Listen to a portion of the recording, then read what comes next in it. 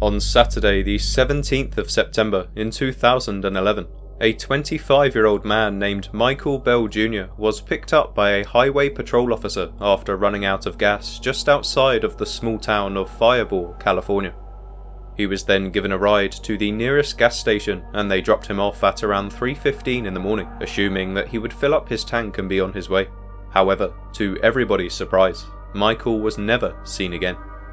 At first, authorities claimed that he'd probably just walked off on foot, but once Michael's car was located a few days later, police discovered that it was still out of gas, with his personal belongings inside.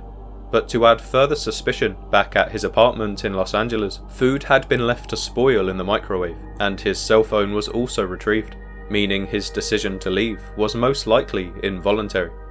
However, the deeper you look into this case, the stranger it gets, as the investigators would eventually learn that Michael was returning from a religious retreat, something his family claims changed his behaviour dramatically in the weeks before he vanished. But despite all these bizarre clues, Michael's case has received very limited media coverage, and over a decade later it remains one of California's most unsettling missing person cases, not just because of the way in which he disappeared, but due to the high likelihood that his case was intentionally covered up. So with no answers after almost 14 long years, it's no surprise that his family continues to remain desperate for closure, as they are only left to wonder, what really happened to Michael Bell Jr., and who could be responsible for his disappearance?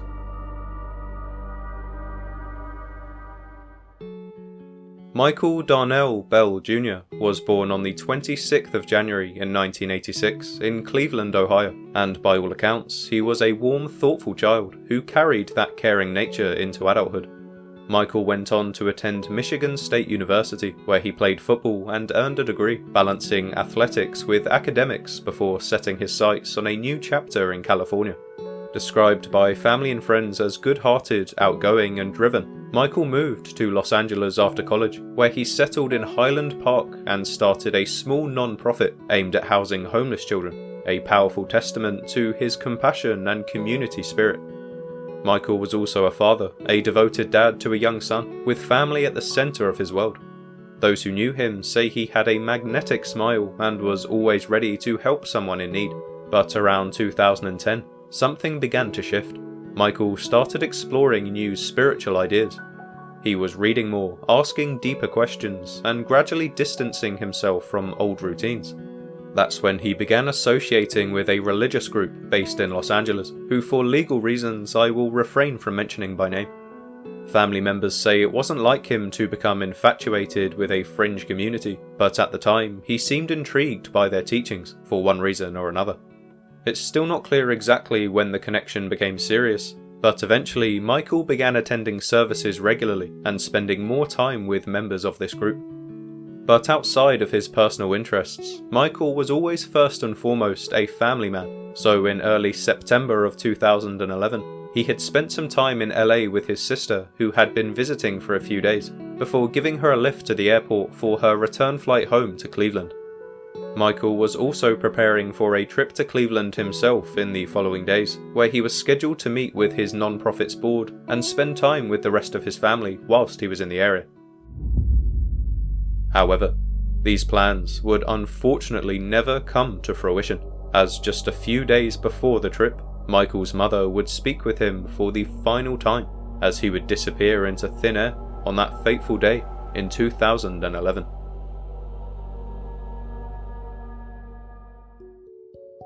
On Friday the 16th of September, Michael Bell Jr. would make his final known contact with his mother over the phone, when the two spoke sometime in the afternoon, and by all accounts, it was a completely normal conversation.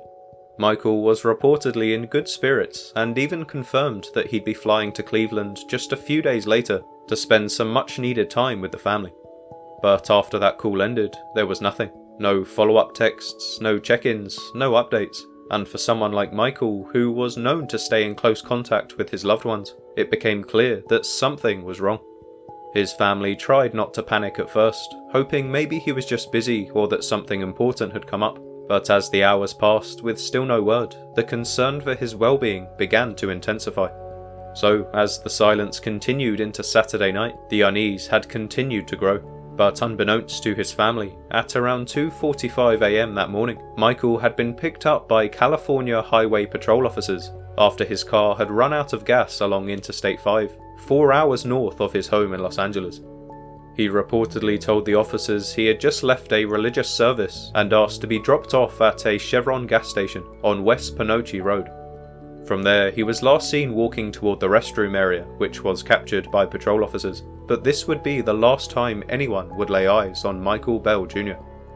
However, at the time, his family had no idea that any of this had been going on, so with little information to work with, the next day multiple family members began calling his friends in LA as they attempted to piece together his last known movements.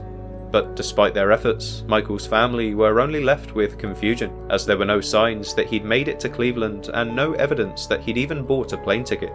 So, with far too many unanswered questions and no word from Michael for several days, his family could no longer wait, eventually leading them to officially report him as missing to the local police.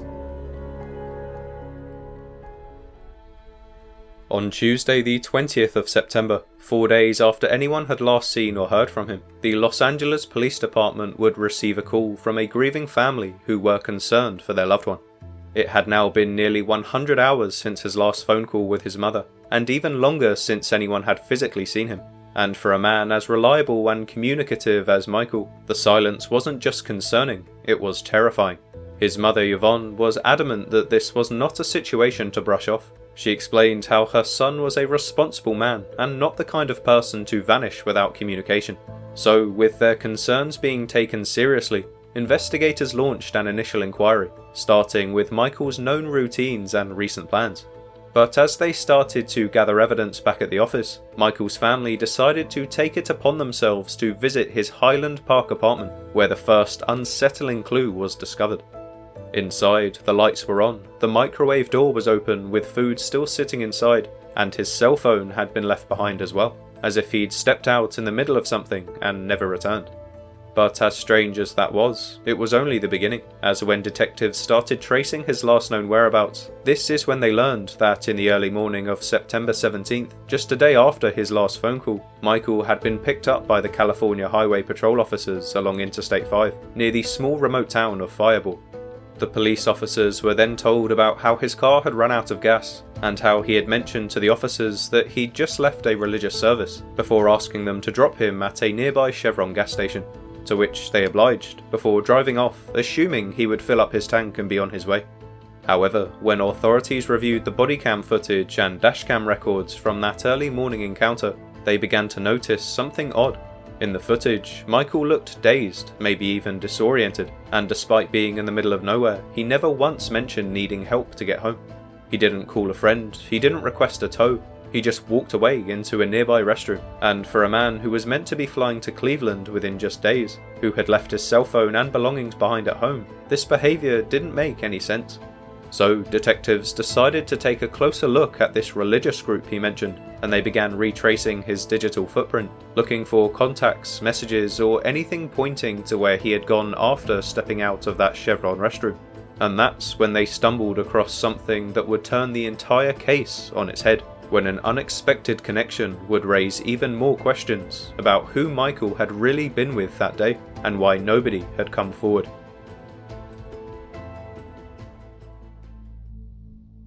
On Wednesday the 5th of October, 2 weeks after Michael was officially reported missing, investigators finally uncovered the first truly unexpected connection in the case, when detectives reviewed Michael's brief interaction with the California Highway Patrol officer, which was suspiciously vague. After making this discovery, they dove deeper into Michael's background and discovered that in the weeks before he vanished, he had become increasingly involved with a religious group based out in California. By all accounts, he had been actively studying their materials, attending meetings, and seemed genuinely drawn to its philosophies.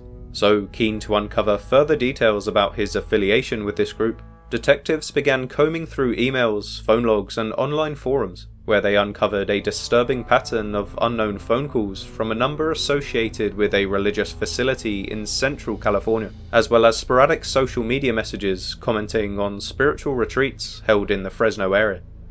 It was then that investigators realized that this wasn't just a case of a stranded man disappearing in rural California, but that it could be a dark shift into the realms of cult dynamics and psychological manipulation, which is when the case began to feel far more dangerous, especially given the fact that he would make the strange decision to leave all his belongings behind. However, despite the efforts of the police and Michael's family to uncover the truth, months would continue to pass with no further updates, eventually causing his case to turn cold as the leads began to dry up. So, after nearly 14 years, Michael still remains missing to this day, as his family continues to hold on to the distant hope that he will one day return home and bring this troubling case to a close. Now, unfortunately, as far as the official investigation goes, this is all we know for now. But despite the lack of updates from law enforcement, Michael's family haven't given up hope. They continue to share his story, raise awareness online, and push for answers in any way they can, refusing to let his case be forgotten. And while there may not be a reward currently on offer, what they're really asking for is something far more valuable than money, which is the truth. The chance to finally understand what happened to a son, a father, and a friend that they've now spent over a decade searching for. However, given that he has now been missing for almost 14 years, alongside the disturbing details that surround the case, I can't help but feel that the likelihood of his safe return is only growing weaker as time passes. So with that, let's get into some of the potential theories.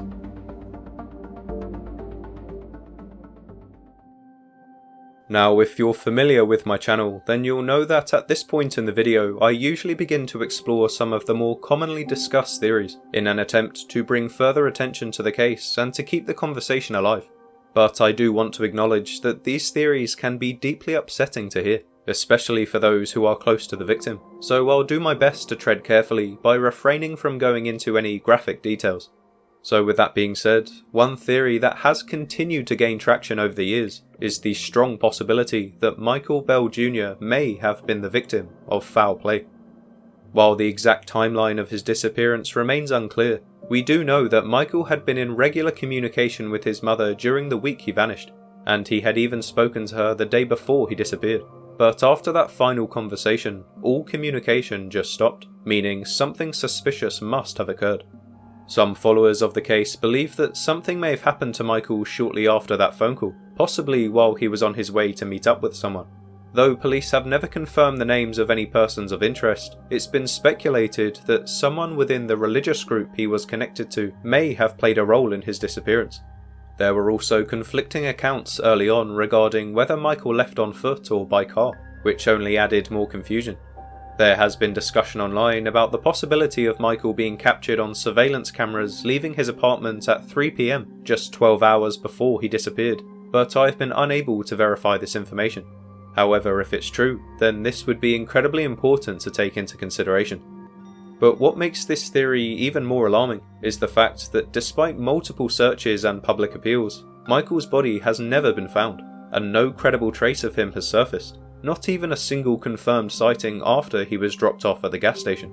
So while police haven't officially ruled anything out, the lack of answers has made it difficult for Michael's loved ones to have faith in the system, and over time, many have begun to wonder whether his case was given the urgency it truly deserved, as after 14 years, we are somehow no closer to solving this mystery.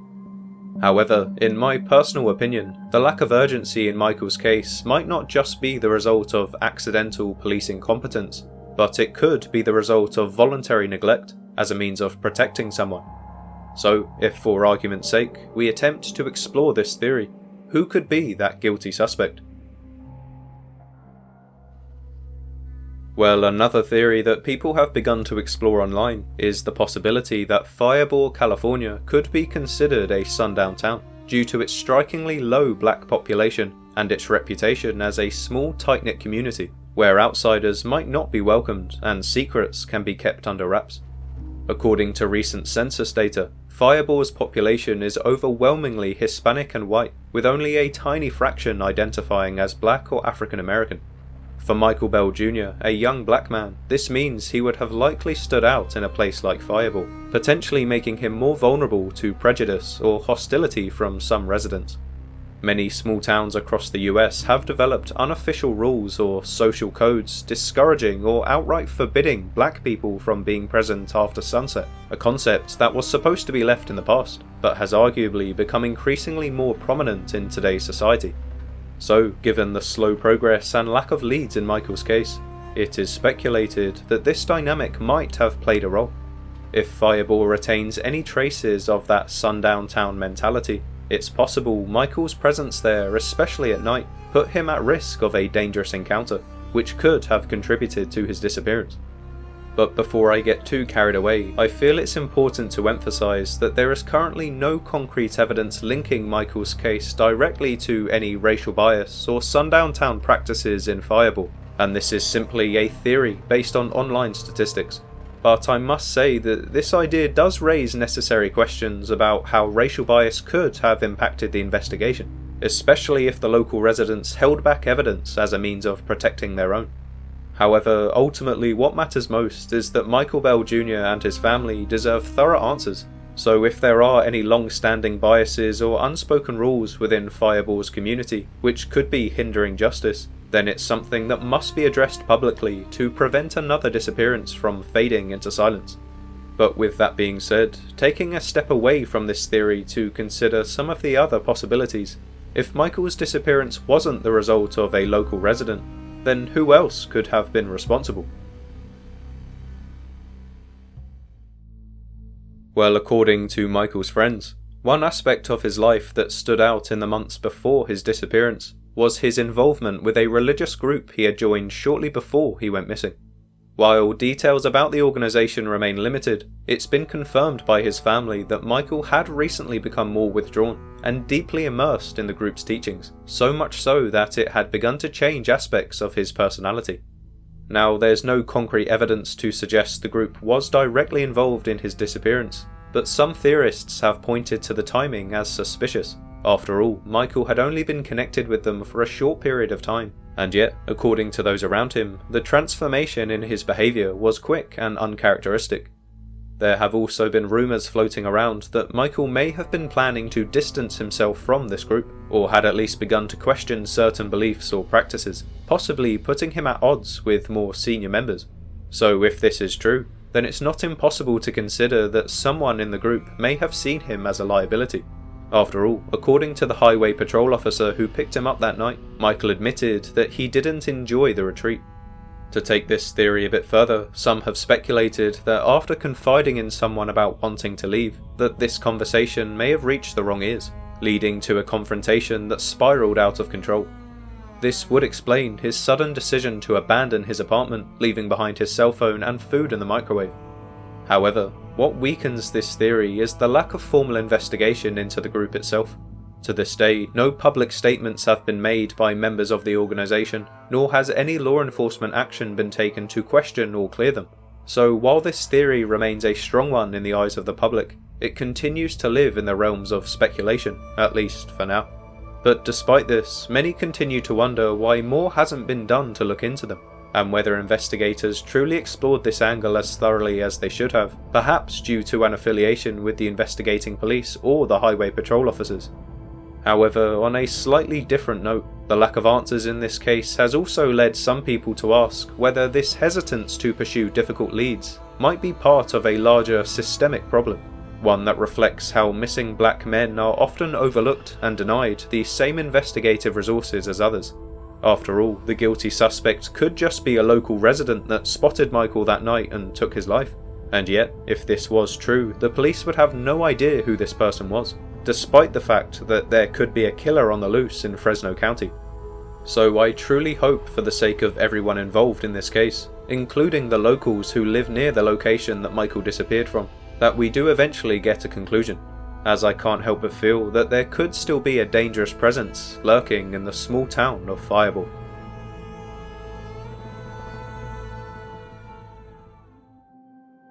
But just before I move on from the theory of this religious group being somehow connected to his disappearance, another point which I feel needs to be made is that there is a small possibility that Michael could still be alive and is living on a religious compound somewhere out in California. This certainly wouldn't be the first time a person has left their family and worldly possessions behind in order to start a new life with a religious group.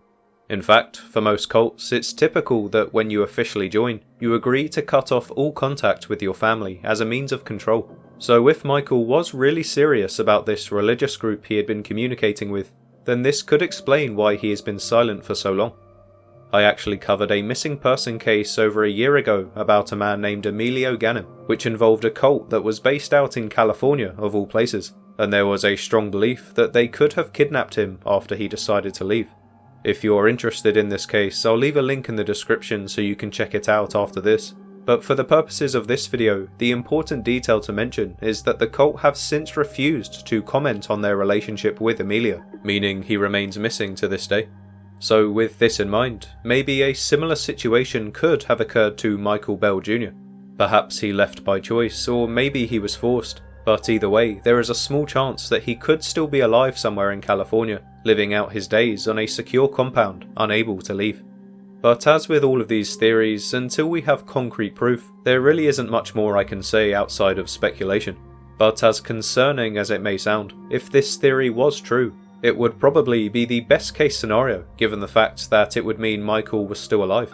However, until more evidence is brought forward, we have to continue to hold out hope that it will only be a matter of time before the case of Michael Bell Jr. is solved, bringing his family the closure they deserve, once and for all. Now, just before I end the video, there was one last theory that I wanted to personally raise, as in all honesty, this story has really struck a nerve with me, given its similarities to another case I covered just over a year ago about a victim named Ryan Singleton. But firstly, before I get into the theory itself, for those of you who are unfamiliar with this case, I will just provide a quick rundown of the details to give you some context. So, on the 9th of July in 2013, a 24-year-old model named Ryan Singleton was driving his car through the Mojave Desert on his way back to LA after spending the day in Vegas, when his car suddenly broke down. A passing highway patrol officer noticed Ryan walking along the side of the road and offered to drive him to a nearby town to get further assistance. He then called one of his friends for help and agreed to meet them at the rest stop, but in a strange twist of fate, once the friend arrived to pick him up, Ryan had mysteriously disappeared.